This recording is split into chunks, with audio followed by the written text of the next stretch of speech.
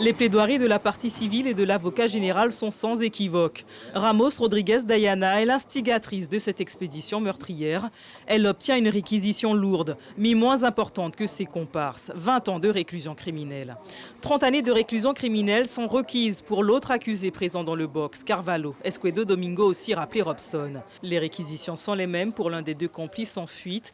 15 années de réclusion criminelle à l'encontre du chauffeur, plane aussi à l'encontre de ces 4 protagonistes, l'interdiction définitive du territoire national.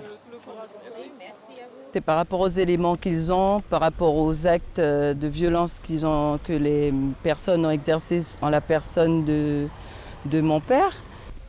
On n'aura pas toute l'histoire, mais quand même, on sait qui a déclenché, on sait pas mal de choses.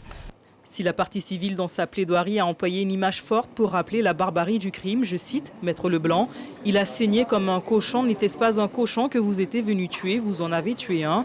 L'avocat général a tout aussi été marquant dans ses mots. Il faut restaurer l'échelle des valeurs, protéger les plus faibles, restaurer l'équilibre social.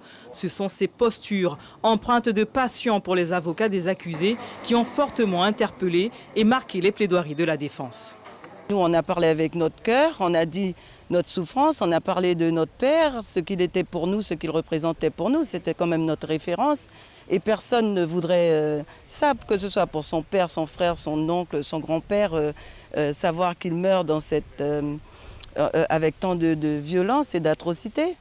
Maître Bonfait, l'avocat de Carvalho Esquedo Domingo, a justement pointé du doigt l'attitude des proches de la victime qui, selon lui, auraient extrapolé leur souffrance en emmenant le portrait d'Omer Arneton en cours. C'était une volonté manifeste d'influencer.